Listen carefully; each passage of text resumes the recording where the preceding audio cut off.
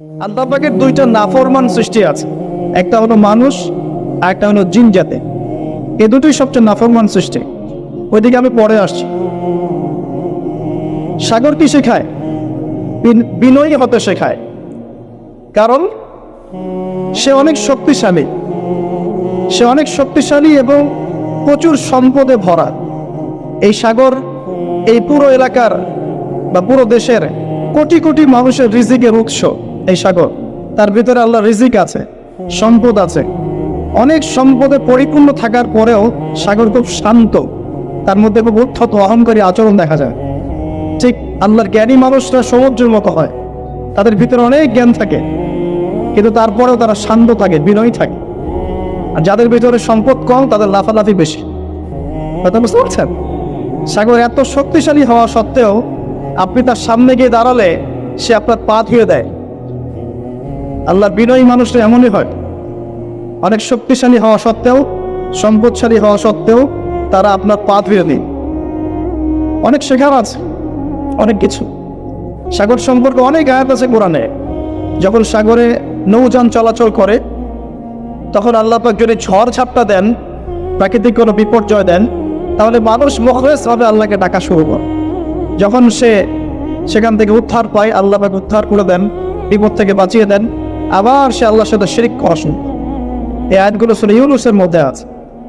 তো আমরা চেষ্টা করব সাগরের মতো সম্পদশালী হওয়ার জন্য।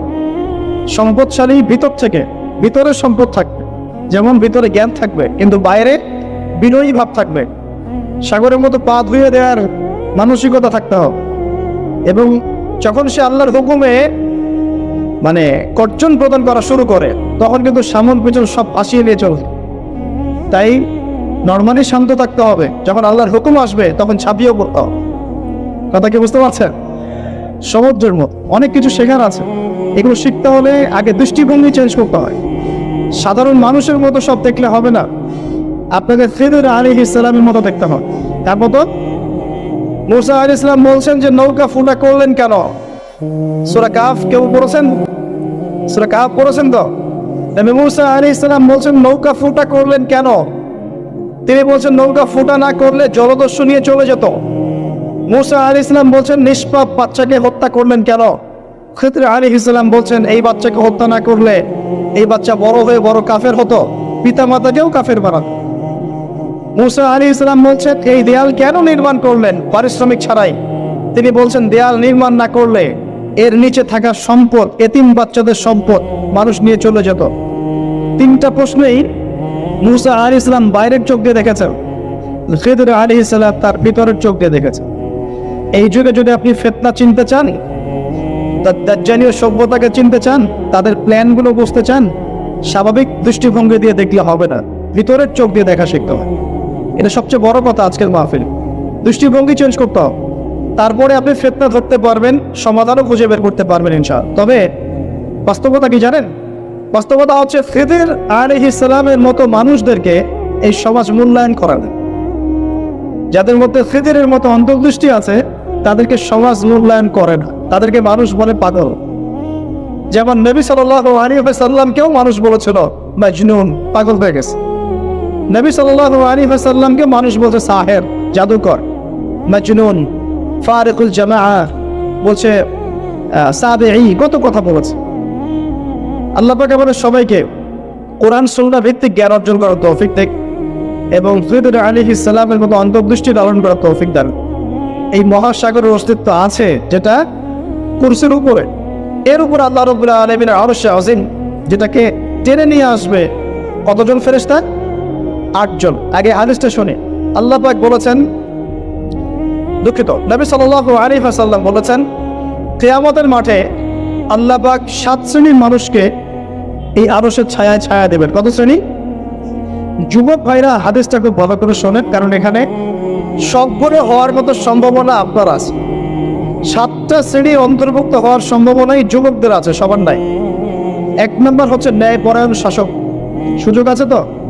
শাসন ক্ষমতা খারাপ কিছু না, কিন্তু শাসন ক্ষমতা পেয়ে যদি মানুষ ন্যায় বিচার করে ভালো, যদি জুলুম করে তাহলে আল্লাহর সামনে জবাবদিহি করতে হয়। That's all. 2 নম্বর সেই ব্যক্তি যার অন্তর মসজিদের সাথে ঝুলন্ত থাকে। কার সাথে? মোবাইলের সাথে না, কার সাথে? এখন অন্তর কার সাথে ঝুলন্ত থাকে? মোবাইলের সাথে। মসজিদের সাথে অন্তর ঝুলন্ত মানে কি? এটা কি সত্যি সত্যি কলেজে ঝুলা আছে? রূপকথা। মানুষ তো রূপক অর্থ বুঝতে পারে না এখন। মানে আপনি নামাজের জন্য, জামাতে নামাজ পড়ার জন্য উদ্গ্রীব হয়ে থাকেন, এটা হলো মসজিদের সাথে ঝুলন্ত হৃদয়। এরপর সেই ব্যক্তি, সেই যুবক যে তার যৌবনকালটা আল্লাহ পাকের ইবাদতে কাটিয়ে দিয়েছে, সুযোগ আছে না? আছে কি নাই? যুবকদের সুযোগ আছে কি নাই? 4 নাম্বার, সেই ব্যক্তি বা সেই দুই ব্যক্তি যারা একে অপরকে আল্লাহর জন্য মহব্বত করে। বয়ফ্রেন্ড গার্লফ্রেন্ড ট্রেডিশন বলা হচ্ছে না, বয়ফ্রেন্ড গার্লফ্রেন্ডের হারাম জেনার ভালোবাসা বলা হচ্ছে না। কি বলা হচ্ছে? দিনের জন্যে, আল্লাহর জন্যে দুজন পরস্পরকে ভালোবাসে, আল্লাহর জন্যেই বিচ্ছেদ করে। 5 নাম্বার, সেই ব্যক্তি যাকে, যুবক ভাই শোনেন ভালো করে, সেই ব্যক্তি যাকে কোনো সুন্দরী নারী জেনার জন্য ডাকে, সুন্দরী উচ্চ বংশের কোনো মেয়ে নিজেই জেনা করার জন্য ডাকে, কিন্তু যুবক বলে আমি আল্লাহকে ভয় করি, ইন্নী আখাফুল্লাহ, আমি আল্লাহকে ভয় করি। এরকম যুবক আছে এখনো বাকি সমাজে? এখন তো ইচ্ছা করেই মানুষ জেনা করে। এখন তো জেনা এত সহজ, মানুষ 1000, 1500, 2000 টাকা দিয়ে জেনা করতে পারে। এই সমাজে জেনা সহজ, বিয়ে হয়েছে কঠিন। এই সমাজে জেনাটা সহজ হয়ে গেছে, বিয়েটা কঠিন হয়ে গেছে। এই জন্য বিয়ের ঝামেলা অনেকে যেতে চায় না। জেনা করেই তো আমি যা উদ্ধার করার করছি। বিয়ে করলে খাওয়াতে হবে, নিজের পায়ে দাঁড়াতে হবে, এই লাগবে সেই লাগবে, সুবহানাল্লাহ। কিন্তু প্রিয় ভাই মনে রাখবেন, যদি আপনি জেনা থেকে বেঁচে থাকতে পারেন, আল্লাহ পাক আপনাকে সাক্ষাৎ মৃত্যুর হাত থেকেও বাঁচাতে পারেন। এটা আমি এমনি এমনি বলি নাই, দলিল দিচ্ছি। জেনা এমন একটা পাপ, যেই পাপ থেকে যদি কোনো যুবক নিজেকে বাঁচাতে পারে, মৌতের হাত থেকেও বাঁচাতে পারবে ইনশাআল্লাহ। কিভাবে? 3 বন্ধু যাচ্ছে রাস্তা দিয়ে, হঠাৎ করে ঝড়, বন্ধু 3 জন ঢুকে গেল গুহার মধ্যে। কিসের মধ্যে? গুহায়, যে পাহাড়ি এলাকায় আপনারা থাকেন যারা, গুহার মধ্যে। হঠাৎ করে পাহাড়ের পাথর দিয়ে গুহার মুখটা বন্ধ হয়ে গেল। এখন খোলার কোনো অপশন নাই। সবাই বলছে এখন 3 জন, এখন তো আমরা বের করতে পারবো না। সবাই সবার নেক আমলের ওসিলা দিয়ে আল্লাহর কাছে দোয়া কর। কিসের ওসিলা দিয়ে? নেক আমলের ওসিলা দিয়ে দোয়া করতে হয়। হাদিস, মৃত মানুষকে ওসিলা করে তার জন্য নজর মানত জবাই করে দোয়া করতে হয়। নিজের নেক আমলের ওসিলা দিয়ে আল্লাহর কাছে দোয়া করতে হয়। আল্লাহ পাক এখন দোয়া শুনলেন। একজন বলছে আমি আমার পিতা মাতাকে খুব খেদমত করতাম, তাদেরকে দুধ পান না করে দুধ পান করাতাম না, নিজেও করতাম না, ছেলে থেকে করাতাম না। আল্লাহ এই কাজটা তোমার ভালো লাগলে আজকে গুহার মুখ থেকে পাথর সরিয়ে দাও। পাথর একটু সরে গেল। পাথর আল্লাহর কথা শোনে কিনা? শোনে না? সবাই আল্লাহর কথা শোনে। আগুন আল্লাহর কথা শোনে কিনা? ইব্রাহিমের জন্য আগুন ঠান্ডা হয়ে যায় নাই? আচ্ছা, তারপরে আরেকজন দোয়া করছে, আল্লাহ আমার এক কর্মচারী ছিল, তার বেতন বাকি ছিল, সে বেতন না নিয়ে চলে গেছে, আমি সেই বেতনটা দিয়ে কিছু গবাদি পশু কিনেছি। আস্তে আস্তে গবাদি পশু বেড়েছে, অনেক দিন পর সে এসেছে টাকা চাওয়ার জন্য। তা আমি বলেছি সবই তোমার, সব নিয়ে চলে। সে বলেছে আপনি কি ফাইজলামি করতেছেন আমার সাথে? আমার টাকা আমাকে দেয়। না, তোমার টাকা দিয়ে আমি এটা কিনেছিলাম, আজকে বংশবৃদ্ধি হয়েছে, সব তোমার, নিয়ে যাও। সে নিয়ে গেল। সে বলছে আল্লাহ এই কাজ যদি তোমার সন্তুষ্টির জন্য করে থাকি, আজকে আমাকে বাঁচাও, পাথর একটু সরে দাও। এবার তৃতীয় ব্যক্তি, এই ছেলে বলছে, যুবক ছেলে, আল্লাহ আমার একজন চাচাতো বোন ছিল। কে ছিল? এই যে বয়ফ্রেন্ড গার্লফ্রেন্ড, খালাতো বোন, চাচাতো বোন। এখন তো বিচ্ছিরি অবস্থা। এখন এমন একটা অবস্থা, পশ্চিমা সভ্যতার রিপোর্টগুলো পড়ে দেখি, ভাইও বোনের সাথে জেনা করে না। ওদের ওখানে নিজের আপন পিতার দ্বারাও মেয়ে সেক্সুয়াল হ্যারাসমেন্টটা শেখাও। ওরা আমাদেরকে শেখায় এখন ভালো কোনটা মন্দ, আর আমরা আমাদের মাথাটা কবে যে বিক্রি করে দিলাম। ওদের কাছ থেকে ভালো মন্দ শিখতে হচ্ছে, কোরআন সুন্নাহ বাদ দিয়ে ওদের কাছ থেকে ভালো মন্দ শিখতে হচ্ছে। তো চাচাতো বোনকে সে খুব ভালোবাসতো, তাকে সে পেতে চাইতো, মানে তার সাথে সেক্সুয়াল সম্পর্ক করতে চায়, সোজা কথা বল। এখন সেই মেয়েকে অনেক প্রস্তাব দেয়, সেই মেয়ে রাজি হয় না। শেষে বলে যদি আমাকে 1000 বা 100 স্বর্ণ মুদ্রা দিতে পারো, দিনার, তাহলে আমি তোমার সাথে সেক্স করবো, মানে জেনা করবো। নাউযুবিল্লাহ। তো সেই ছেলে অনেক কষ্ট করে এই টাকাগুলো বা এই দিনারগুলো অর্জন করে, কামাই করে, দিন রাত পরিশ্রম করে, ঠিক আপনারা যেমন করছেন। আর তো এরপর সে তার স্বর্ণ মুদ্রা দেয়, দিয়ে বলে যে এখন আমাকে আবার কাজ করতে দাও। তখন সেই মেয়ে রাজি হয়। ঠিক যে মুহূর্তে তারা সেক্সুয়াল সম্পর্কটা করবে, ঠিক ওই মুহূর্তেই এই মেয়ে বলে ওঠে, হে আল্লাহর বান্দা, আল্লাহকে ভয় দাও। আমি সারা জীবন আমার সতীত্বকে ধরে রেখেছি, কাউকে দেইনি। আমি কারোর সাথে এরকম অন্যায় করি নাই। আমি খারাপ মেয়ে নই। তুমি আমার ইজ্জতটা নষ্ট করো না। কে বলছে কথা? মেয়ে।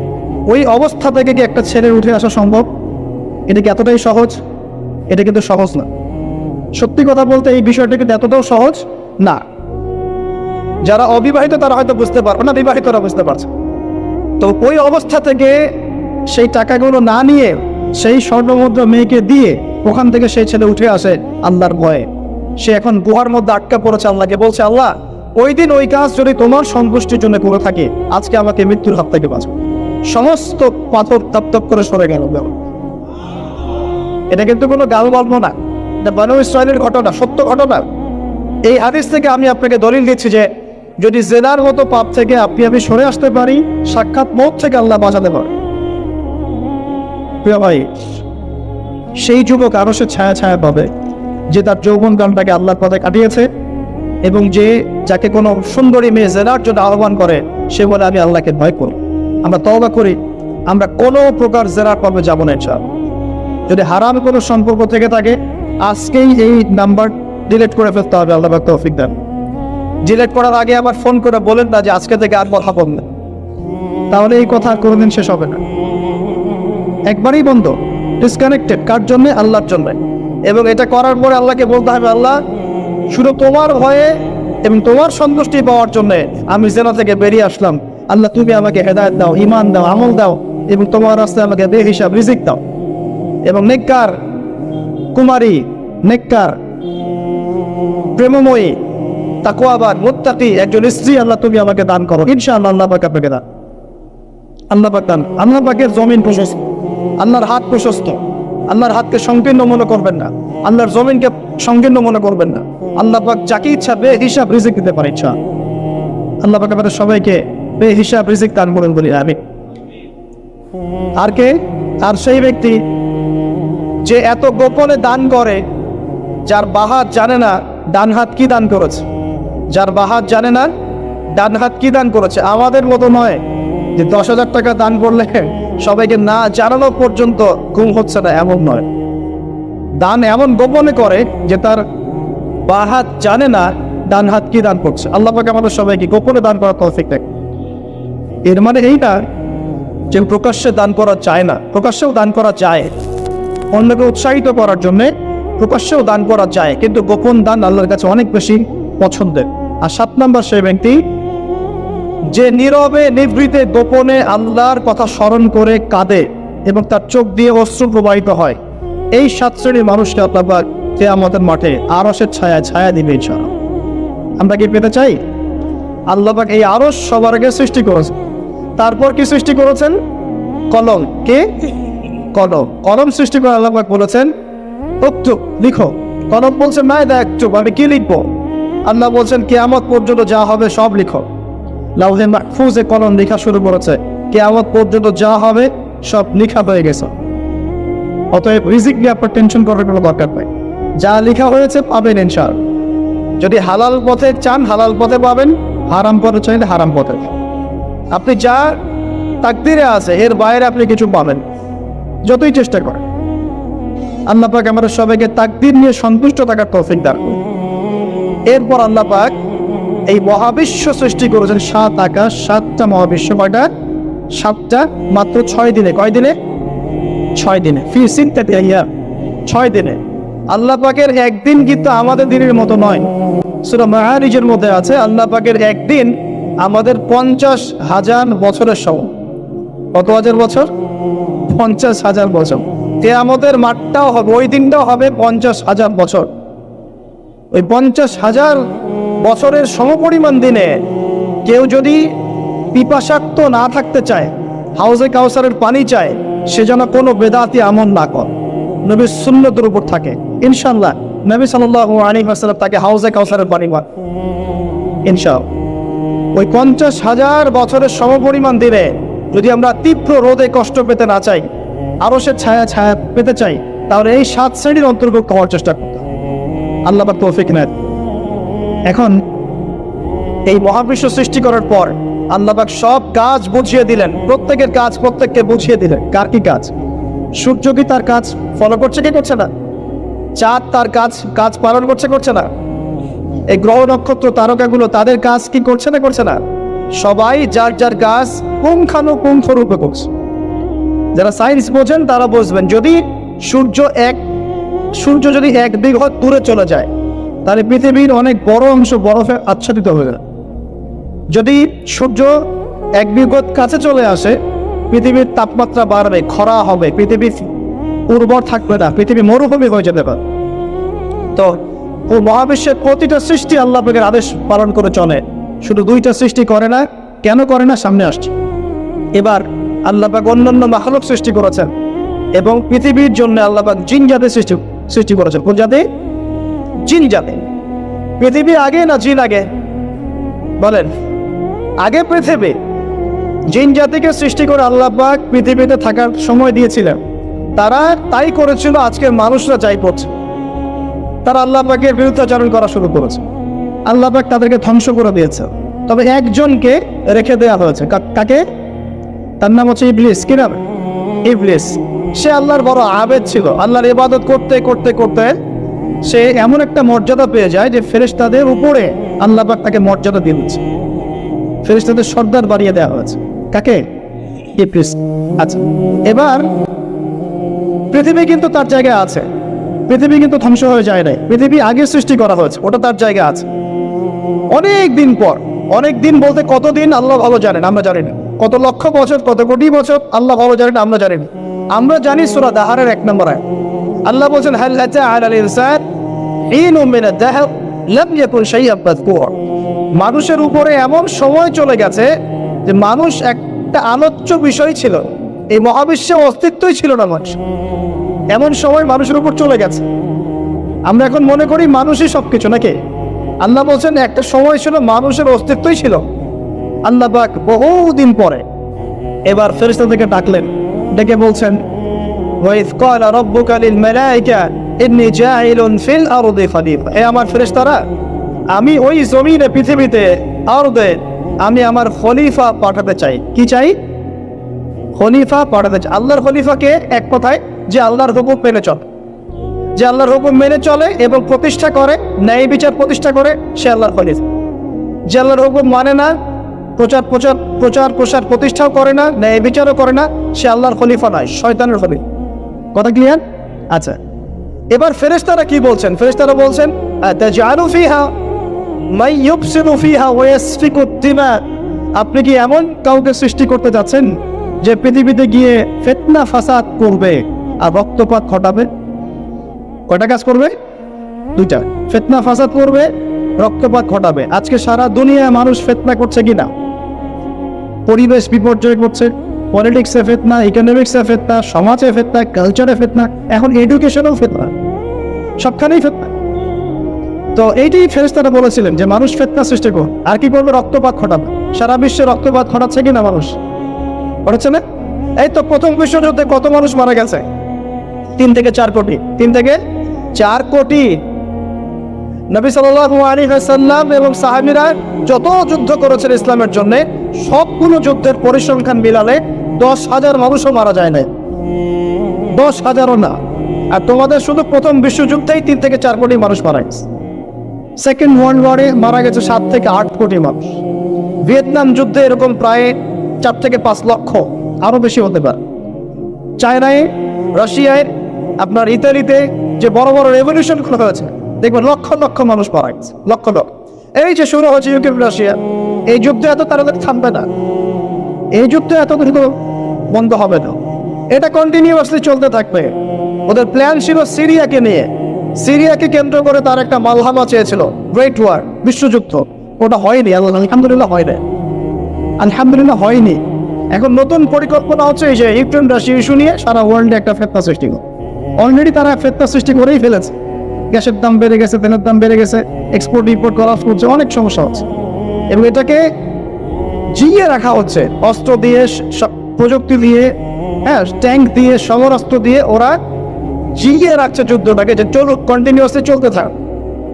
কারণ তাদের উদ্দেশ্য হচ্ছে পুরো বিশ্বে একটা ব্যাসাকার যুদ্ধ লাগানো। এটা আস্তে আস্তে আপনারা বুঝতে পার, আমাকে কিছুই বলতে হবে না, আস্তে আস্তে আপনারা এমনি বুঝতে পার। সারা বিশ্বে একটা গ্রেট ওয়ার হতে পারে, যেটাকে মিলিটারি অ্যাফেয়ার্স যারা বুঝেন তারা বলেন যে নিউক্লিয়ার ওয়ার বা পারমাণবিক যুদ্ধের কথা। এটা কিন্তু আমাদের দরজায় দাঁড়িয়ে আছে। আমরা দোয়া করি এমনটা না হোক, কিন্তু হতে পারে। আমরা দোয়া করি এমনটা না হোক, কিন্তু হতে পারে। হলে কি হবে সেই চিন্তা আমাদের করতে হবে। তো যারা বলে ইসলাম তরবারির জোরে ছড়িয়েছে, তাদের এইসব কথা বলার কোনো অধিকার নাই, এদের লজ্জা করা উচিত। কারণ শুধু ফার্স্ট ওয়ার্ল্ড ওয়ারেই 3 থেকে 4 কোটি মানুষকে তারা মেরে ফেলেছে। আমরা কি তরবারের জোরে ইসলাম প্রচার করেছি, নাকি আদর্শের জোরে হয়েছে? আদর্শ দেখে, মুসলিমদের চরিত্র দেখে, তাদের চারিত্রিক মাধুর্য দেখে, কোরআন সুন্নাহর প্রামাণ্যতা দেখে লক্ষ লক্ষ মানুষ ইসলাম কবুল করেছে, আলহামদুলিল্লাহ। এখনো করছে, আলহামদুলিল্লাহ।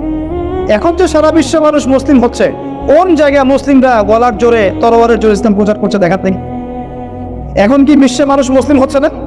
হচ্ছে কিনা? পশ্চিমা সভ্যতার মানুষরা মুসলিম হচ্ছে না? এখন কি আমরা যুদ্ধ করছি? তরবারি নিয়ে ওদেরকে ধরে রেখেছি, এই ইসলাম কবুল কর, এটা বলছে? প্রিয় ভাইরা, এটা বলতে চাচ্ছিলাম, ফেরেশতারা বলেছেন রক্তপাত ঘটাবে আর ফাসাদ সৃষ্টি করবে। তারা কি সঠিক না ভুল? ফেরেশতারা সঠিক না ভুল? সঠিক। তারা কি গায়েব জানতেন? উত্তর না। তারা কিসের আলোকে বলেছেন? ওই যে বাসিরা, দূরদর্শিতা। জিন জাতি যা করেছে এরা তো তাই করতে পারে। আল্লাহ পাক কি বলছেন? আল্লাহ পাক বলছেন ইন্নী আ'লামু মা লা তা'লামুন, আমি যা জানি তোমরা তা জানো না। মানে আমার অনেক সুন্দর বান্দা থাকবে যারা আমার আনুগত্য করবে, আমার বিরুদ্ধাচরণ করবে। আমরা ওই বান্দাদের অন্তর্ভুক্ত হতে চাই, আল্লাহ পাক কবুল করুন। এটা বলে রাখি যে জান্নাতের 120টা কাতার হবে। কয় কাতার? 120 কাতার। এর মধ্যে 80টা কাতার হবে উম্মতে মুহাম্মাদের মধ্য থেকে। এবার আল্লাহ পাক আদম আলাইহিস সালামকে সৃষ্টি করলেন নিজ হাতে। সূরা সাদের মধ্যে আল্লাহ পাক বলেছেন খালাকতু বিয়াদাইহি, আমি নিজ হাতে ওকে সৃষ্টি করেছি। আল্লাহর হাত কেমন সেটা ব্যাখ্যা করার দরকার নেই, এগুলো নিয়ে চিন্তা করতে যাবেন।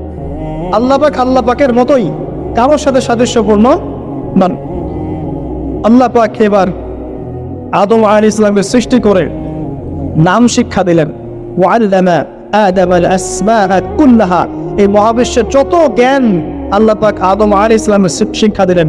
বলেন সুবহান। এখান থেকে দলিল পেলাম আমাদের পিতা বানর থেকে হয় নাই, আমাদের পিতাকে আল্লাহ পাক সৃষ্টি করেছে। আমাদের পিতাকে কে সৃষ্টি করেছে?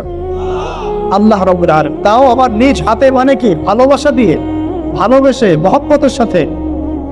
এই খলাকতু বিয়াদাইহি, আমি নিজ হাতে সৃষ্টি করেছি, এই কথা মানুষ ছাড়া, আদম আলাইহিস সালাম ছাড়া অন্য কারোর জন্য আল্লাহ পাক বলেন নাই।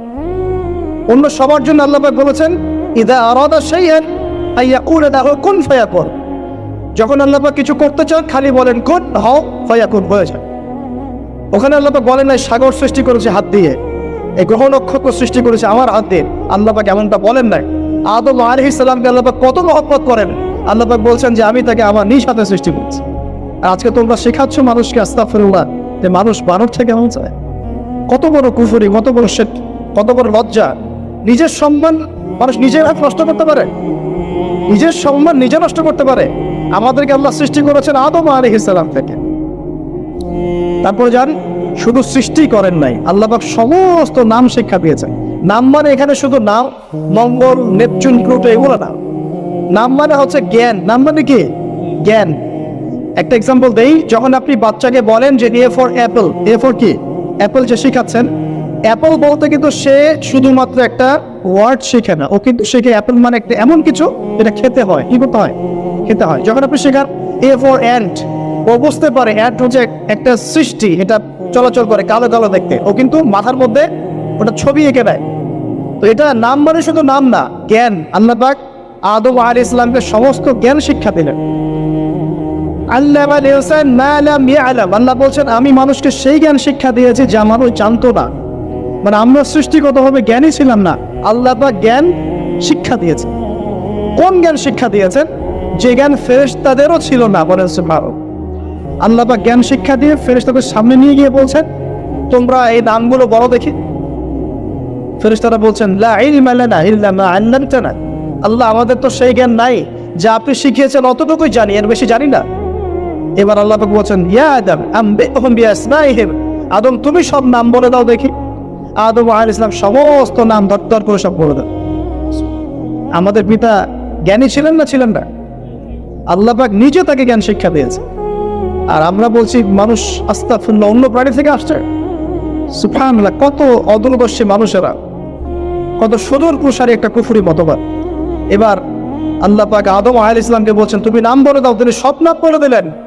এবার গিয়ে আল্লাহ পাক ফেরেশতাদেরকে বলছেন এবার তোমরা একটা কাজ করো, ইয কুলনা লিল মালাইকাতি ইসজুদু লিআদম, তখন আল্লাহ পাক বলছেন যে আমি ফেরেশতাদেরকে বললাম তোমরা সবাই এখন আদমকে সিজদা করো। বলেন সুবহানাল্লাহ, কত সম্মান আমাদের পিতার। মহাবিশ্বে ফেরেশতাদের সামনে আল্লাহ পাক তাকে সিজদা করালেন ফেরেশতাদেরকে দিয়ে। ফাসাজাদু, সবাই সিজদা করলো, ইল্লা ইবলিস। কে সিজদা করলো না? ইবলিস। এখানে একটা বিষয় মনে রাখেন, আমাদের পিতাকে কিসের কারণে সম্মানিত করা হয়েছে? শারীরিক গঠন, চেহারা সৌন্দর্য, টাকা পয়সা, রিজিক, কোনটার কারণে? এইটাই মনে রাখবেন। মুসলিম উম্মাহ যদি আজকে সারা বিশ্বের নেতৃত্ব দিতে চায়, সবাইকে জ্ঞানী হতে হবে, জ্ঞানের বিপ্লব ঘটাতে হবে। বলেন সুবহান, বলেন আমিন। এই জ্ঞানের বিপ্লব ঘটাতে পারলে ইনশাআল্লাহ মুসলিম উম্মাহ আবার সেই জায়গায় যাবে যেখান থেকে আমরা এসেছি। জ্ঞান ছাড়া আমরা কিচ্ছু করতে পারবো না। আর এই জ্ঞান মানে শুধু একমুখী শিক্ষা নয়, জেনারেল শিক্ষা, ইসলামিক শিক্ষা, এই দুটাকে হারমোনিয়াসলি কম্বাইন্ড করতে হবে, করে এমন জ্ঞান অর্জন করতে হবে যে জ্ঞান দিয়ে বিশ্বকে আমরা চ্যালেঞ্জ করতে পারি। এটাই এই বিশ্বের সবচেয়ে বড় চ্যালেঞ্জ এখন, মুসলিমদের সবচেয়ে বড় চ্যালেঞ্জ এখন এটাই। ইসলামিক শিক্ষা এবং জেনারেল শিক্ষাকে একত্রিত করে এমন প্রজন্ম তৈরি করা যে প্রজন্ম আগামী দিনে উম্মাহকে নেতৃত্ব দেবে। এই একটা কাজ যদি কেউ করে যেতে পারে, আল্লাহ পাক তৌফিক দেখ, আমরা দোয়া করে আল্লাহ পাক এমন নেতা আমাদের উপরে নিয়ে আসুক যারা এরকম প্রজেক্ট লঞ্চ করতে পারে। বলেন আমিন। দোয়া করতে কোনো সমস্যা? অথবা যদি কেউ হাল না ধরে, আল্লাহ পাক যেন এমন কিছু মানুষ তৈরি করে দেন যারা এই জ্ঞানতাত্ত্বিক বিপ্লব নিয়ে কাজ করবে। এটা সবচেয়ে ইম্পর্টেন্ট কাজ এখন। না হলে আজকে থেকে 20-30 বছর পরে এই প্রজন্মকে আপনি আর খুঁজে পাবেন। দেখবেন এমন প্রজন্ম চলে আসছে যারা বলবে আল্লাহর সাথে আমাদের কোনো সম্পর্ক নাই, নামাজ পড়বে না, রোজা রাখবে না, যাকাত দিবে না, আল্লাহকে চিনবে না। দেখে নিয়েন, আমরা দোয়া করি এমনটা না হোক, কিন্তু যদি আমরা হাল ছেড়ে দিই এখন, এমনটাই হবে। এটা খিদিরের দৃষ্টিভঙ্গি দিয়ে আপনাদেরকে বললাম, জ্ঞানতাত্ত্বিক রেভলিউশন দরকার। যদি কেউ কোনো উদ্যোগ না গ্রহণ করে, অ্যাটলিস্ট বাসায় পারিবারিকভাবে হলেও আপনাকে শেখাতে হবে সন্তান, কোনো অপশন নাই। এবার ফাসাজাদু, সবাই সিজদা করেছে ইল্লা ইবলিস, ইবলিস করে নাই। কেন করছে না? ইবলিসের সমস্যাটা কি? ইবলিসকে আল্লাহ পাক জিজ্ঞাসা করছেন, মা মানাআকা আল্লা তাসজুদা ইযা আমারতুক, আমি তোমাকে আদেশ করলাম আদমকে সিজদা করতে, কে তোমাকে নিষেধ করলো সিজদা করতে? ইবলিস বলছে, বেশি চালাক, বেশি বোঝে যারা, অতিরিক্ত বুদ্ধিজীবী। ইবলিস ছিল বেশি বুদ্ধিজীবী। ইবলিস ছিল কি? অতিরিক্ত মাত্রার বুদ্ধিজীবী। আচ্ছা না, আমাদের সমাজের কোন কিছু মানুষ, ও বলছে খালাকতানি মিন নার, আমাকে সৃষ্টি করেছেন আগুন দিয়ে, আগুন তো সুপিরিয়র মাটির চাইতে। খালাকতাহু মিন তিন, আর আপনি এই আদমকে সৃষ্টি করেছেন মাটি থেকে, কাদা মাটি দিয়ে, আমি কেন আদমকে সিজদা করতে চাই? যুক্তি, অতি যুক্তিবাদী, অতি বুদ্ধি। আল্লাহ পাক বলছেন ফাখরুজ মিনহা ফাইন্নাকা রাজিম, এখান থেকে বের হয়ে যাও, তুমি অভিশপ্ত। ফাইন্না আলাইকা লা'নাতা ইলা ইয়াউমিদ্দিন, আমার আদেশ লঙ্ঘন করার কারণে কিয়ামত পর্যন্ত তোমার উপর লানত, অভিশাপ বসবে। আল্লাহ পাক তাড়িয়ে দিলেন, একদম থ্রোন অ্যাওয়ে। আমরা বলি না আউযু বিল্লাহি মিনাশ শাইতানির রাজিম, রাজিম শব্দের মানে হচ্ছে বিতাড়িত, থ্রোন অ্যাওয়ে, কাস্ট, যাকে অভিশাপ করা হয়েছে। এবার ভালো করে শোনেন প্রিয় ভাই, ইবলিসের এই স্টেটমেন্টগুলো শোনেন। এবার ইবলিস বলছে রব্বি আনজিরনি ইলা ইয়াউমি ইউবআসুন, এই স্টেটমেন্টটা ভালো করে শোনেন। ইবলিস বলছে রব্বি, হে আমার রব। ইবলিস বলছে রব্বি, হে আমার রব। ইবলিস বলছে রব্বি, হে আমার রব, আমাকে অবকাশ দিন, আনজিরনি, আমাকে অবকাশ দিন, ইলা ইয়াউমি ইউবআসুন, কিয়ামত দিবস পর্যন্ত। ইবলিস আল্লাহকে বিশ্বাস করে কি করে না? ইবলিস আস্তিক না নাস্তিক? বলেন। ইবলিস বলছে রব্বি, রব্বি মানে কি? হে আমার রব। রব্বি মানে রব না, রব্বি মানে আমার রব। রব্বুন মানে রব, রব্বুহু তার রব, রব্বুহুম তাদের রব, রব্বুকা মানে তোমার রব, রব্বুকুম মানে তোমাদের রব, রব্বি মানে কি? আমার রব, রব্বুনা আমাদের রব। এটা গ্রামার, বুঝতে পারছেন? ইবলিস বলছে রব্বি মানে কি, হে আমার রব, আনজিরনি আমাকে অবকাশ দিন, ইলা ইয়াউমি ইউবআসুন কিয়ামত দিবস পর্যন্ত। ইবলিস আস্তিক না নাস্তিক? তাহলে এখন বলেন তো, আমরা যারা দুনিয়াতে আল্লাহকে অস্বীকার করছি তারা ইবলিসের চেয়ে বড় না ছোট? দলিল দিলাম তো নাকি এমনি এমনি বললাম? আচ্ছা, আল্লাহ পাক বলছেন যাও, ফাইন্নাকা মিনাল মুনজারিন, তোমাকে অবকাশ দেয়া হবে, কারণ কিয়ামত পর্যন্ত সময় আল্লাহর কাছে খুব বেশি কিছু না, এক দিনেরও কম, অল্প সময়, একটা সকাল একটা সন্ধ্যার মুখ। ঠিক আছে, দিলাম, যাও।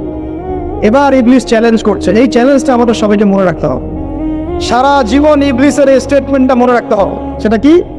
ইবলিস বলছে ফাবিমা আগওয়াইতানি, সূরা আরাফ পড়ে দেখবেন। ইবলিস বলছে ফাবিমা আগওয়াইতানি, আপনি যে আদমের কারণে আমাকে আজকে বের করে দিলেন জান্নাত থেকে, লা কুউদান্না লাহুম সিরাতাল মুস্তাকিম, আমি সেই আদমের সরল পথে ওত পেতে বসে থাক, চুপটি খাপটি মেরে বসে থাক, খাপটি মেরে ওর জন্য বসে থাক।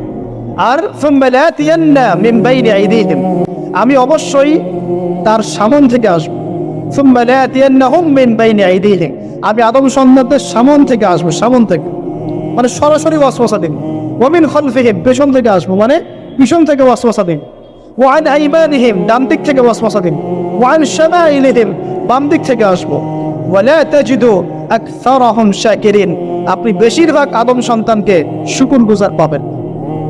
ইবলিস ঠিক বলেছে না ভুল বলেছে? বেশিরভাগ মানুষ নামাজ পড়ে না, বেশিরভাগ মানুষ সুদ খায় কি খায় না, বেশিরভাগ মেয়ে এখন বেপরদায় চলে কি চলে না, বেশিরভাগ মানুষ এখন অন্যায় করে কি করে না, বেশিরভাগ মানুষই আল্লাহ থেকে দূরে চলে। ইবলিস কিন্তু ঠিকই বলেছে, ঠিক বলে না? আচ্ছা, আল্লাহ পাক বলছেন ঠিক আছে যাও, তোমার চ্যালেঞ্জ তোমার জায়গায়, তবে আমার বান্দারা যদি সারা জীবনও অন্যায় করার পরে একবার, যদি খালি একবার, একটা বার মন থেকে তাওবাতুন নাসুহা মানে প্রকৃত তওবা করে, খালেস তওবা করে, আল্লাহর কাছে ফিরে আসে, বলে আস্তাগফিরুল্লাহ, আল্লাহ আমাকে মাফ করে দাও, রব্বিগফির ওয়ারহাম, আল্লাহ মাফ করো, ক্ষমা করো, আস্তাগফিরুল্লাহাল্লাযী লা ইলাহা ইল্লা হুয়াল হাইয়ুল কাইয়্যুম ওয়া আতুবু ইলাইহি, বা আমার কাছে একটা বার যদি মাফ চায়, ক্ষমা চায়, তার সারা জীবনের গুনাহ আমি মাফ করে দেব। আর কি চাই? এই বললাম না আমাদেরকে ভালোবেসে আল্লাহ সৃষ্টি করছে। এবার ইবলিস চলে গেল, আর আদম আলাইহিস সালামের পাঁজর থেকে আল্লাহ পাক সৃষ্টি করলেন হাওয়া আলাইহিস সালাম। বলে সুবহানাল্লাহ, কারণ সঙ্গিনী ছাড়া আমরা চলতে পারবো? যারা চিরকুমার সঙ্গে নাম লেখাচ্ছ, এগুলো থেকে বের হয়ে আস। এখন চিরকুমার থাকার টেন্ডেন্সি মানুষের, চিরকুমার থাকতে হবে কেন? সঙ্গীত দরকার আছে কি নাই? আছে। একা একা লাগে, মানুষ একা একা চলতে পারে না। ইব্রাহিম আলাইহিস সালাম একা চলে আসছেন, তার সাথে সারা আলাইহিস সালাম ছিলেন। আমাদের নবীজি যখন একা, তার সাথে খাদিজা রাদিয়াল্লাহু আনহা ছিলেন। ঠিক আছে? ঠিক একইভাবে আদম আলাইহিস সালাম একা একা জান্নাতে, আল্লাহ পাক তার পাঁজর থেকে সৃষ্টি করলেন কাকে? হাওয়া আলাইহিস সালাম। বলে রাখি, হাওয়া আলাইহিস সালাম ছিলেন পৃথিবীর সবচেয়ে সুন্দরী নারীদের একজন। দুজন নারীকে সবচেয়ে সুন্দরী বলা হয়, কয়জন? একজন হাওয়া আলাইহিস সালাম, আর একজন ইব্রাহিম আলাইহিস সালামের স্ত্রী সারা আলাইহিস।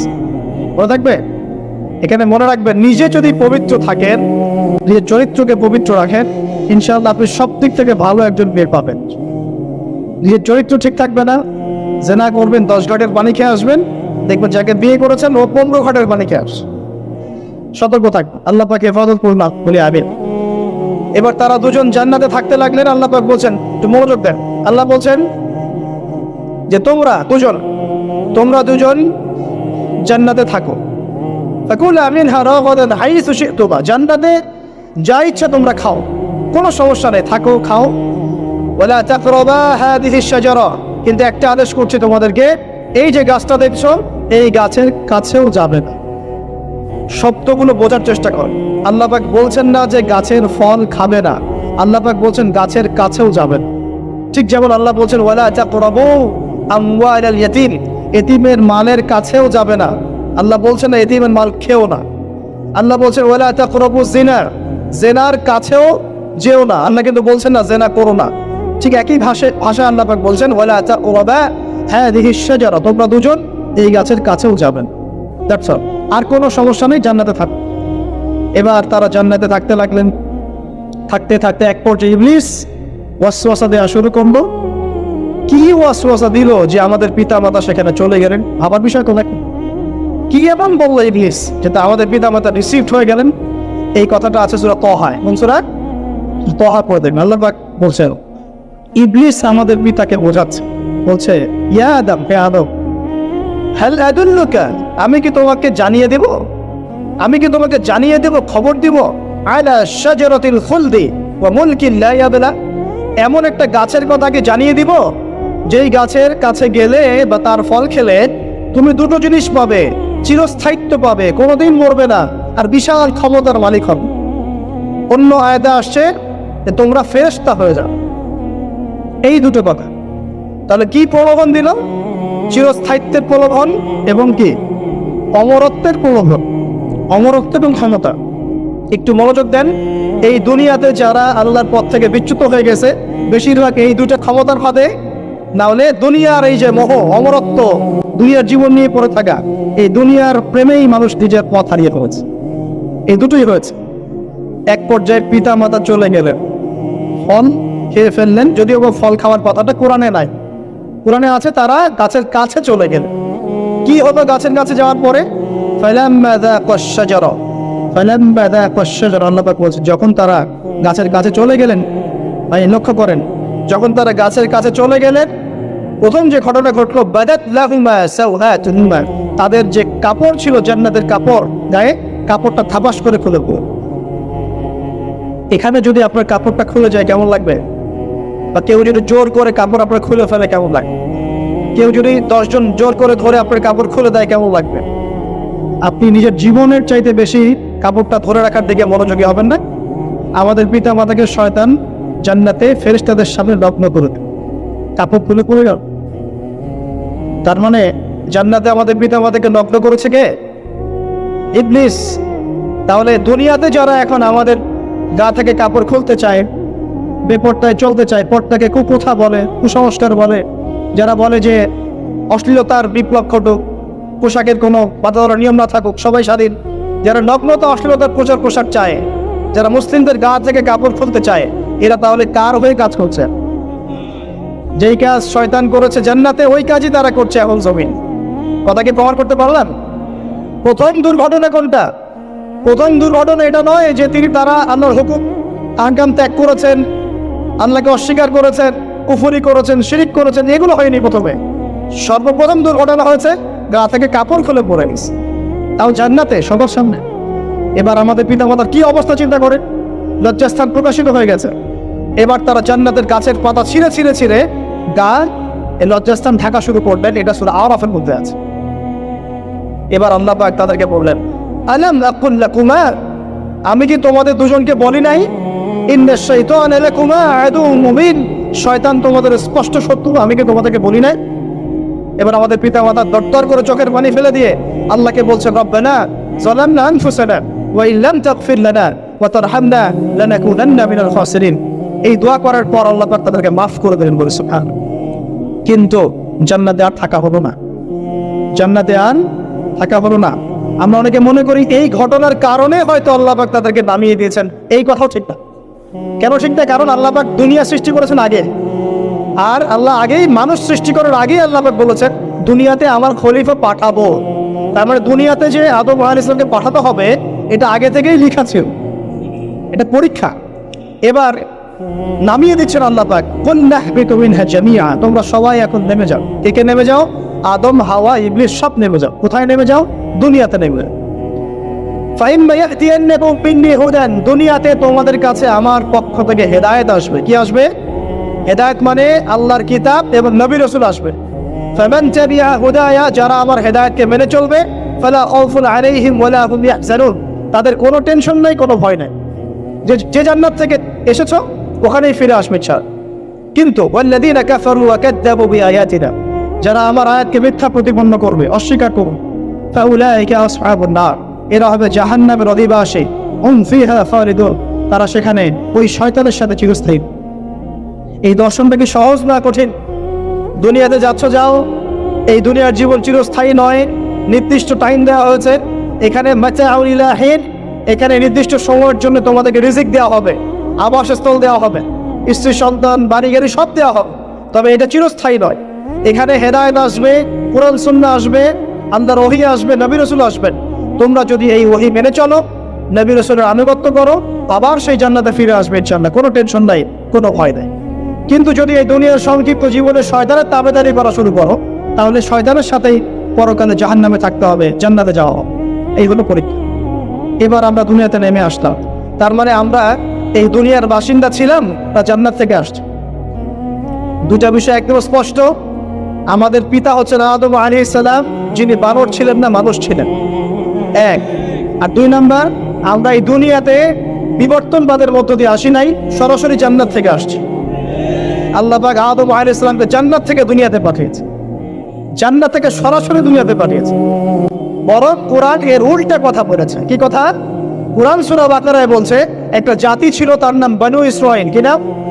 এই বনু ইসরাঈলের মধ্যে একটা দলকে আল্লাহ পাক বলেছিলেন শনিবারের দিনে মাছ ধরবে না। কি বলেছেন? শনিবারে, এই যে সাগর আছে আপনাদের মনে করেন, এই শনিবারে মাছ ধরবেন।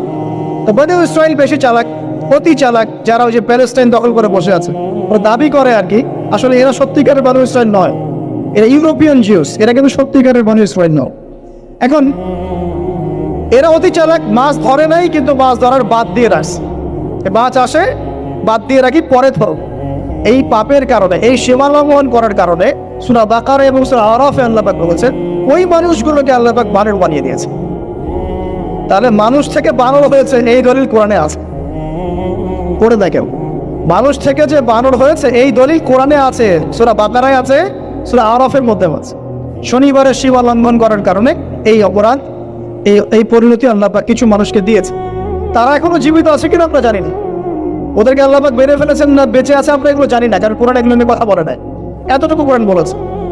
তবে এখনো কিন্তু বহু বাইরের মানুষ আকৃতির প্রাণীকে আল্লাহ পাক ভেতর থেকে বানর বানিয়ে দিচ্ছেন না।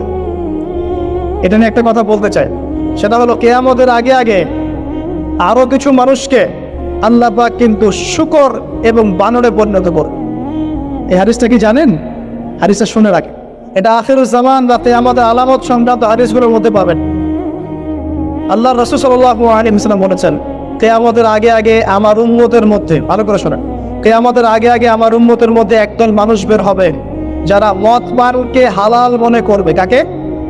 মদ পান করাকে হালাল মনে করবে, যারা বাদ্যযন্ত্র, গায়িকা, নায়িকা এগুলো নিয়ে নর্তকী নাচাবে রাতের বেলা, এগুলোকে হালাল মনে করবে, যারা অশ্লীলতা, বেহায়াপনাকে জায়েজ করে নিবে। ঠিক আছে, এরকম কয়েকটা পাপের কথা বলে নবীজি বলছেন একদিন সকালবেলা আল্লাহ পাক তাদেরকে ঘৃণিত বানরে পরিণত করবে। এটা হবে সামনে, কখন কিভাবে হবে আল্লাহ ভালো জানেন। এবার আমি কনসেপ্টে চলে আসি। এই যে পৃথিবীতে নেমে আসলাম, তাহলে আমরা কোত্থেকে আসছি ভাই? আমরা কি পৃথিবীর অধিবাসী ছিলাম? আমরা জান্নাতে ছিলাম, ওখান থেকে আল্লাহ পাক পাঠিয়েছে। এবার পৃথিবীতে এসে আদম আলাইহিস সালামের যুগে খুব একটা দুর্ঘটনা ঘটে নাই, একটা ঘটেছে। ওটা একটা, ভাই হাবিলের কুরবানি কবুল হয়, কাবিলের অন্তর্দাহ হয়, জ্বালা হয়। কেন হাবিলেরটা কবুল হবে, কাবিলের কেন হচ্ছে না? এই হিংসার বশবর্তী হয়ে কাবিল হাবিলকে হত্যা করে, হত্যা করে লাশটা দাফন করার পদ্ধতি তার জানা ছিল না। আল্লাহ কাককে পাঠালেন, কাককে দেখে সে শিখল। প্রথম দুর্ঘটনা হচ্ছে হাবিল কাবিলের দুর্ঘটনা। বলে রাখি, আজকেও নিজের ভাইয়ের বেশে বহু কাবিল মুসলিম সমাজের মধ্যে ঘুরে বেড়ায়।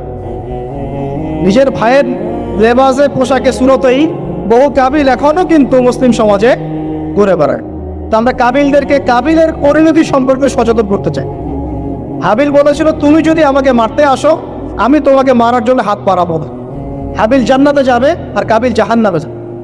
কেন কাবিল জাহান্নামে যাবে? নবীজি বলেছেন পৃথিবীর প্রথম হত্যাকাণ্ড সংগঠিত করেছে কাবিল। এই কারণে পৃথিবীতে যত খুন হবে সমস্ত খুনের পাপের একটা অংশ কাবিলের আমল নামায় যোগ করা হয়। একটা কথা মনে রাখবেন, সদকায়ে জারিয়া যেমন আছে, গুনাহে জারিয়াও আছে। একটা মদের দোকান দিয়েছেন, যত মানুষ মদ খাচ্ছে সমস্ত গুনার একটা অংশ আপনার কাঁধে আসছে। সিনেমা হল করেছে, মানুষ সারাদিন নেকটা ছবি দেখে, নগ্ন ছবি দেখে, যত মানুষ এখানে পাপ করবে সমস্ত পাপের একটা অংশ আপনার কাঁধে যায়। আবার একটা মাদ্রাসা করেছে, যত মানুষ এখানে দ্বীনি ইলম শিখবে এই নেকির একটা অংশ আপনি পাবেন। মরে গেলেও কবরে পাবেন। এটা আল্লাহ পাক আমাদের সবাইকে সদকায়ে জারিয়া করার তৌফিক দেন, গুনাহের জারিয়া থেকে বাঁচিয়ে রাখুন। খুব খেয়াল রাখবেন, আল্লাহ পাক আমাদের হেফাজত করুন বলি আমি। এবার ওই যুগ শেষ, নূহ আলাইহিস সালামের যুগ। এ যুগে আল্লাহর একই সুন্নাত। নূহ আলাইহিস সালাম 950 বছর দাওয়াত দিলেন, 40টা বা 80টা পরিবার ইসলাম কবুল করেছে, বাকিরা করেন। যারা করে নাই আল্লাহ পাক তাদেরকে ডুবিয়ে মারলেন, যারা করেছে আল্লাহ পাক উদ্ধার করলেন। সোজা কথা। আজকে সারা পৃথিবীতে যত মানুষ আমরা বেঁচে আছি না, আমরা কোনো না কোনো ভাবে ওই 80 পরিবারের সদস্য। আমরা ভাই ভাই ভাবনা ওই ফ্যামিলি 80 ফ্যামিলির অন্তর্ভুক্ত। কিরকম করে? নূহ আলাইহিস সালামের 4 সন্তান ছিল। কয় সন্তান? এক সন্তানের নাম হচ্ছে হাম। কি নাম? হাম। হাম ছিল একটু কালো বর্ণের। হামকে দিয়ে আফ্রিকার কন্টিনেন্টে যত মানুষ দেখছেন ব্ল্যাক স্কিনের, কালো স্কিন, এরা সবাই হামের বংশধর। মজা না বিষয়টা? মানুষের অস্তিত্ব পৃথিবীতে, ইতিহাস, এগুলো খুব ইন্টারেস্টিং টপিক। ইতিহাস পড়তে থাকলে আপনি ডুবে যাবেন। কত কিছু বিশ্ব হয়েছে আর কত কিছু হবে সামনে, সুবহানাল্লাহ। তখন আপনার অস্তিত্ব জানান দেবে যে আমি কত ক্ষুদ্র, মহাবিশ্ব কত বড়, আল্লাহ কত বড়, কত সময় চলে গেছে আর আমি এই সময় কি করছি। এক ভাইয়ের নাম শাম। এই শামকে কেন্দ্র করে এই আরবের যে মানুষগুলো আছে, আরব, অ্যারাবিয়ান, এরা শামের বংশধর। আরেক ভাইয়ের নাম ইয়াফাস। কি নাম? ইয়াফাস। ইয়াফাসের বংশধর হচ্ছে পশ্চিমারা, মানে রোমক যারা, তারা। আরেক ভাইয়ের নাম ছিল কেনান। কি নাম? কেনান। এই ইমান নিয়ে আসে নাই, ওই যে প্লাবনে ডুবে মরে গেছে। মরে যাওয়ার পরে আদম আলাইহিস সালাম বলেছিল, আল্লাহ আমার পরিবারের অন্তর্ভুক্তকে মাফ করে দাও। আল্লাহ বলেছেন, লাইসা মিন আহলিক, সে তোমার পরিবারের কেউ না। নবীর সন্তান হয়েও, নবীর সন্তান হওয়ার পরেও ইমান না আনার কারণে সে জাহান্নামে গেছে। আর আমরা আর কি এমন মানুষ, অমুক আলেমের সন্তান, অমুক বক্তার সন্তান, হ্যাঁ, অমুক পীরের নবাবজাদা, অমুক তমুক, এইসব বড়াই করে লাভ নাই। আমল, আকীদা, ইমান যদি ঠিক না থাকে, আমাদের বংশ পরিচয় আমাদেরকে বাঁচাতে পারে, আমাদের দেশ, জাতীয়তাবাদ, বর্ণ বাঁচাতে পারে। যার যার কবরে তাকে তাকে চোখাও। নিজের আমল নিয়ে ফিকির কর, নিজের কবর নিয়ে ফিকির কর, অন্যের দিকে চোখ দেওয়া বন্ধ করেন, আগে নিজের কবর ফিকির কর। আল্লাহ পাক সবাইকে তৌফিক এনায়েত করুন। যারা বুদ্ধিমান তারা নিজেকে নিয়ে ব্যস্ত থাকে, যারা অহংকারী, উদ্ধত, এরা মানুষের পিছনে পড়ে যায়। আল্লাহ পাক আমাদের সবাইকে নিজের চেহারা আয়নায় দেখার তৌফিক দান করুন। হ্যাঁ প্রিয় ভাইরা, নূহ আলাইহিস সালামের যুগ চলে গেল, 950 বছর দাওয়াত দেওয়ার পরে এই পরিণতি হয়েছে। এরপরে আসছে ইব্রাহিম আলাইহিস সালামের সময়। আল্লাহ পাক তাকে উদ্ধার করেছেন, অগ্নি পরীক্ষা থেকে বাঁচিয়েছেন, নমরুদকে আল্লাহ পাক ধ্বংস করেছেন। আল্লাহ পাক এরপরে এনেছেন আদ জাতির হুদ আলাইহিস সালাম এবং তার অনুসারীদেরকে আল্লাহ পাক বাঁচিয়েছেন, বাকিদেরকে ধ্বংস করে দিয়েছেন ঝড় দিয়ে, বায়ু প্রবাহ দিয়ে। সামুদ জাতি এসেছে, সামুদ জাতিকে আল্লাহ পাক ধ্বংস করেছেন বজ্রপাত দিয়ে, বিদ্যুৎ দিয়ে। আর সালেহ আলাইহিস সালাম এবং তার অনুসারীদেরকে বাঁচিয়ে দিয়েছে। ফেরাউনের যুগ এসেছে, আল্লাহ পাক মূসা আলাইহিস সালাম এবং বনু ইসরাইলকে বাঁচিয়েছেন, ফেরাউনকে ডুবিয়ে মেরেছেন লোহিত সাগর। ঈসা আলাইহিস সালামের যুগ আসছে, একই সুন্নাত। ঈসা আলাইহিস সালামকে আল্লাহ পাক শুধু রক্ষাই করেন নাই, নিজের কাছে উঠিয়ে নিয়েছে। সুবহানাল্লাহ। তিনি আবারও আসবেন পৃথিবীতে ইনশাআল্লাহ। যতদিন না তিনি আসছেন এবং এই পৃথিবীতে 40 বছর রাজত্ব না করছেন, কিয়ামত হবে না ইনশাআল্লাহ। যতদিন পর্যন্ত ঈসা আলাইহিস সালাম আবার ব্যাক না করছেন এবং এই জেরুজালেম থেকে সারা বিশ্বে খিলাফা কায়েম না করছেন, 40 বছর শাসন না চালাচ্ছেন, কিয়ামত হবে না ইনশাআল্লাহ।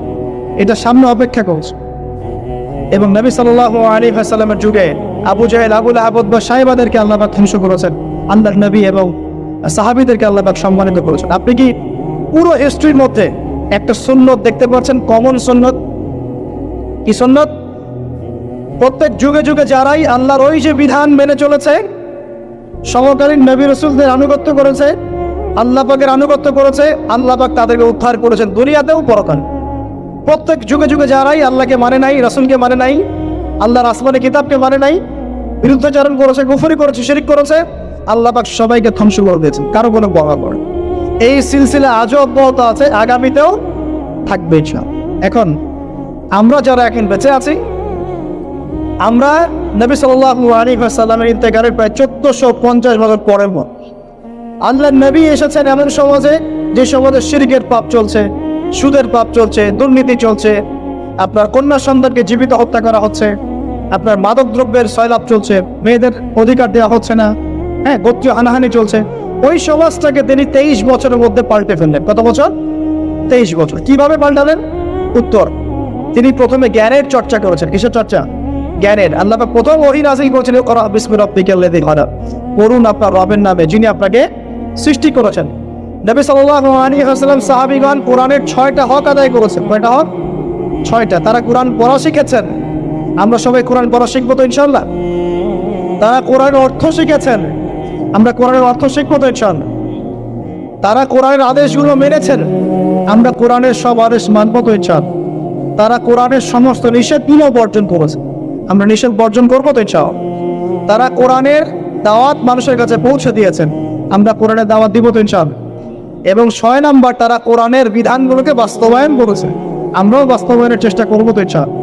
এই 6টা হক আদায়ের ফলে 23 বছরের ব্যবধানে জাহেলি মক্কা একদম সোনালী মক্কায় পরিণত হয়েছে। 23 বছর পরের মক্কায় আপনি কোনো সুদ পাবেন, কোনো শিরক পাবেন, কোনো মূর্তি পূজা পাবেন, কোনো মেয়ের অবমাননা পাবেন, কোনো জেনা, কোনো ব্যভিচার, কোনো ধর্ষণ, কিছু পাবেন? 23 বছর পরের মক্কায় কোনো পাপ পাবেন। কিভাবে সমাজ পরিবর্তন হলো? এই কোরআনের হক আদায়ের মধ্য দিয়ে হয়েছে, নবীর সুন্নাত প্রতিষ্ঠার মধ্য দিয়ে হয়েছে। এরপর কি থেমে গিয়েছিল? উত্তর না। এরপর আবু বকর সিদ্দিকের যুগ এসেছে। প্রায় 2 থেকে 2.5 বছর তিনি শাসন কার্য চালিয়েছেন।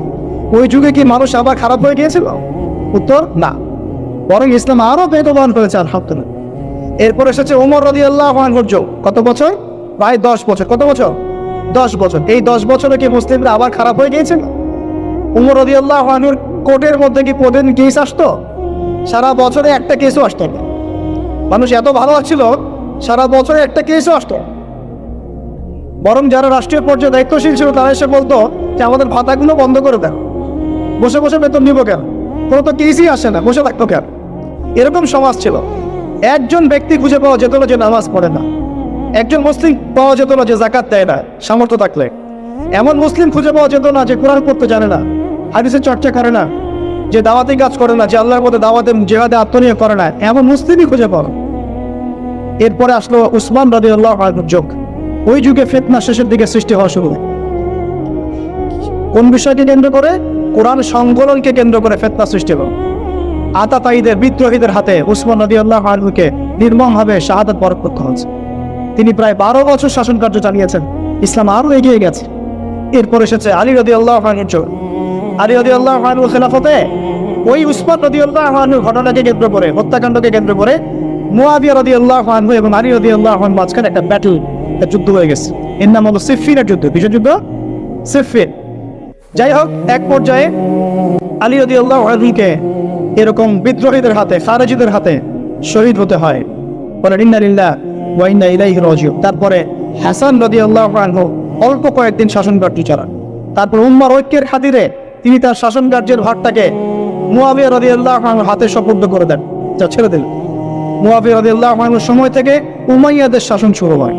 উমাইয়ারা শাসন করেছে প্রায় 132 হিজরি পর্যন্ত। কত হিজরি? 132 হিজরি পর্যন্ত, প্রায় 92 ইয়ার্স, 92 বছর তারা শাসন করেছে। এই সময় ইসলাম আরো এগিয়ে গেছে, পিছিয়ে যায় নাই। ফিতনা এসেছে, দমন করা হয়েছে। মুসলিমরা বীর দর্পে বিশ্বের বুকে শাসন কার্য চালিয়েছে। এরপর এসেছে আব্বাসীয়দের খেলাফত। জাব নদীর যুদ্ধে উমাইয়াদের পরাজয়ের পরে আব্বাসীয়রা ক্ষমতায় আসে। তারাও ইসলামকে এগিয়ে নেওয়ার চেষ্টা করছিল, ইসলাম এগিয়ে যাচ্ছিল, জ্ঞান বিজ্ঞানের প্রসার হচ্ছিল। আলহামদুলিল্লাহ, ইসলাম পিছিয়ে যায় নাই, মুসলিমরা পিছিয়ে যায় নাই। সারা বিশ্বে দাপটের সাথে আমরা চলেছি। তারপর আস্তে আস্তে ওই আব্বাসীয়দের পতন শুরু হলো। কাদের হাতে? এই তাতারিদের হাতে, মঙ্গোলিয়ানদের। মাত্র 40 দিনের ব্যবধানে পুরো বাগদাদের মধ্যে প্রায় 20 থেকে 25 লক্ষ মানুষকে হত্যা করা হয়েছে। বাইতুল হিকমা ধ্বংস করে দেওয়া হয়েছে, লাইব্রেরি ধ্বংস করে দেওয়া হয়েছে, বইপত্রকে নদীতে ফেলে দেওয়া হয়েছে। তারা ছিল উগ্র জাতি। মঙ্গোলিয়ানদের নাম শুনে নাই? হালাকু খান নাম শুনেছেন? চেঙ্গিস খান, হালাকু খান নাম শুনে নাই? ওদের হাতে মুসলিমদের ব্যাপক দমন পীড়ন সহ্য করতে হচ্ছে। এভাবে যুগে যুগে তারপর ক্রুসেডাররা আসছে। ক্রুসেড 1টা 2টা 3টা ক্রুসেড হচ্ছে। আস্তে আস্তে উসমানীয়দের রাইজিং হয়েছে, ফাতেমি খেলাফত এসেছে, মামলুকদের শাসন এসেছে। এদিকে মোগলরা শাসন করেছে, কর্ডোভার দিকে আব্দুর রহমান তারা শাসন করেছে। মানে এক কথায় সারা বিশ্বে মুসলিম শাসন ছিল। অটোমান এম্পায়ার 1923 এই সময়ের দিকে, 1914 থেকে 1923 এই সময় পর্যন্ত অটোমান এম্পায়ার এই বিশ্বে ছিল। তারপর প্রথম বিশ্বযুদ্ধে যখন তারা রাশিয়ার পক্ষ নেয়, এরপরে ব্রিটেন যখন জয়লাভ করে, এই সময় থেকে মুসলিমদের ডমিনেটেড হওয়ার সময়টা শুরু হয়েছে। তারপরে মুসলিমরা আস্তে আস্তে রাষ্ট্র ভাগ করে ফেলেছে। প্রত্যেক রাষ্ট্র টুকরা টুকরা হয়ে গেছে, ইউনিটি নষ্ট হয়ে গেছে, রাষ্ট্রের ভিতরে বিভিন্ন ফাসাদ তৈরি করে দেওয়া হয়েছে। মুসলিমদের ঐক্য ভেঙে গেছে, ইকোনমি দুর্বল হচ্ছে, সব মিলিয়ে আজকে মুসলিমদের আজকে এই অবস্থা হয়েছে। আমাদের এখন যুবকরা চিনে না আল্লাহকে, নামাজ পড়তে মানুষ খুঁজে পাওয়া যাচ্ছে না, যাকাত দেওয়ার মানুষ পাওয়া যায় না। রমজান মাসে পার্ট টাইম রোজা রাখেন, পার্ট টাইম তারাবি পড়ে, পার্ট টাইম জুমায় আসে, পার্ট টাইম ঈদে নামাজ পড়ে। প্রজন্ম আস্তে আস্তে এই জায়গায় চলে আসছে, আল্লাহকে চিনে না, রাসূলকে চিনে না, ইসলামের হিস্ট্রি জানে না, আমাদের শেকড় জানে না। এমনি এমনি হয়নি, লাস্ট 100 বছরে এই জায়গায় আমরা আসছি। লাস্ট 100 বছর হিস্ট্রি ভালো করে পড়ে দেখবেন, বলার সময় নাই এখানে। লাস্ট 100 বছর হিস্ট্রি পড়ে দেখবেন, যে জায়গায় আমরা ছিলাম সেখান থেকে একদম তলানিতে নেমে চলে আসছি। এখন প্রশ্ন হচ্ছে, এই অবস্থায় কি চিরস্থায়ী থাকবো, নাকি এখান থেকে আমরা সামনে যাব? সামনে যে এমনি এমনি যাওয়া হবে না এটা নিশ্চিত। সামনে যাওয়ার জন্য কিছু কাজ এবং ক্রাইটেরিয়া মেনটেন করতে হবে। আমরা জানি এরপরে আসবে ইমামুল মাহদির শাসন, তারপরে আসবে নবী ঈসা আলাইহিস সালামের শাসন, তারপরে দাজ্জালকে মেরে ফেলা হবে। আর দাজ্জালকে মেরে ফেলার আগে দাজ্জাল তার অনুসারীদেরকে নিয়ে বিশ্ব শাসন করবে 40 বছর। 40 বছর না, 40 দিন। 40 দিন। প্রথম দিন হবে 1 বছরের সমান, দ্বিতীয় দিন হচ্ছে 1 মাস, তৃতীয় দিন 1 সপ্তাহের সমান। তারপরে দিনগুলো আমাদের দিনের মতোই। এরপরে ঈসা আলাইহিস সালামের আগমনের মধ্য দিয়ে তার ধ্বংস হবে। এরপরে ইয়াজুজ আর মাজুজ বের হবে। ইয়াজুজ আর মাজুজ খুব হিংস্র হবে, তাদেরকে হত্যা করার ক্ষমতা মুসলিমদের থাকবে না। মুসলিমরা তুর পাহাড়ে আশ্রয় নেবে, আল্লাহ পাকের গজবে তাদের ঘাড়ের মধ্যে একটা ভাইরাস জন্ম নেবে, এতে তারা মারা যাবে। বড় বড় নখরওয়ালা প্রাণী আল্লাহ পাঠাবেন, পাখি, এরা এসে এদেরকে উঠিয়ে উঠিয়ে কোনো জায়গায় ফেলে দিবে, মহাবিশ্বের কোনো এক জায়গায় এনে ফেলে দেবে। তারপর আল্লাহ বৃষ্টি বর্ষণ করবেন, প্রচুর বৃষ্টি বর্ষিত হবে এবং বিশ্বের এই জমিনটা উর্বর হবে। তখন একটা ডালিম দেখেছেন, একটা ডালিম একটা পরিবার খাবে, একটা ডালিমের খোসার মধ্যে একটা পরিবার আশ্রয় নিতে পারবে, এত বড় বড় ফসল হয়। 40 বছর ঈসা আলাইহিস সালাম এই বিশ্বকে শাসন করবে ন্যায়ের ভিত্তিতে, আদালতের ভিত্তিতে। ঘাটে মহিষে 1 ঘাটে পানি খাও, বাঘে মহিষে 1 ঘাটে পানি খাও, কেউ কারো উপর জুলুম করবে না। এরপর তার বিয়ে শাদী হবে, সন্তান হবে এবং তার ইন্তেকাল হবে স্বাভাবিকভাবে, এবং তাকে দাফন করা হবে নবী মুহাম্মদ সাল্লাল্লাহু আলাইহি ওয়াসাল্লামের কবরের পাশে, রওজার পাশে। এরপরে মানুষ আবার খারাপ হওয়া শুরু করবে, এতটা খারাপ হবে যে মানুষ রাস্তার মোড়ে মোড়ে জেনা ব্যভিচারে লিপ্ত হবে না, কুকুর শেয়ারের মতো। এই অবস্থায় পশ্চিম দিক থেকে সূর্য উঠবে এবং ব্যবসায়ী ব্যবসা করতে বসেছে, কাপড় খুলেছে, এই কাপড় গুটিয়ে নেওয়ার আগে কিয়ামত হয়ে যাবে। একজন ব্যক্তি পানির বোতল খুলেছে, পানি মুখে দেওয়ার আগেই কিয়ামত হয়ে যাবে। একজন ব্যক্তি বাসা থেকে বের হয়েছে, বাসায় ফেরত যাওয়ার আগে কিয়ামত হয়ে যাবে। উঠকে পানি পান করানোর আগে কিয়ামত হয়ে যাবে। ওই সময় তওবার দরজা বন্ধ হয়ে যাবে। এই ইসরাফিল আলাইহিস সালাম সিংহায় ফুঁক দিয়ে দিবেন, মহাবিশ্ব ধ্বংস হয়ে যাবে।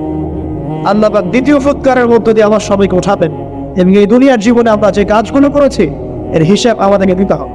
সেদিন যদি আমরা আল্লাহর কাছে প্রত্যেকটা কাজের হিসাব দিতে পারি, কোরআন সুন্নাহর উপর থাকতে পারি, আল্লাহর বিধিবিধান মেনে চলতে পারি, এই কারাগারের জীবনে আল্লাহর বিধান মেনে চলতে পারি, ইনশাআল্লাহ যেই জান্নাত থেকে আসছি আবার সেখানে ফিরে যাবো।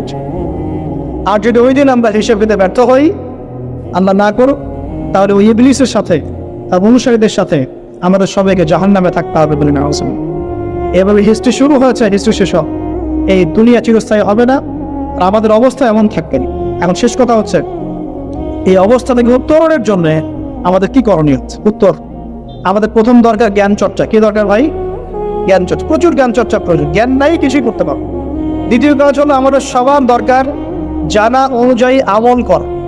জানা অনুযায়ী আমল করা, যে যত বেশি জানি আমল করার চেষ্টা করি। আল্লাহ পাক তৌফিক দান।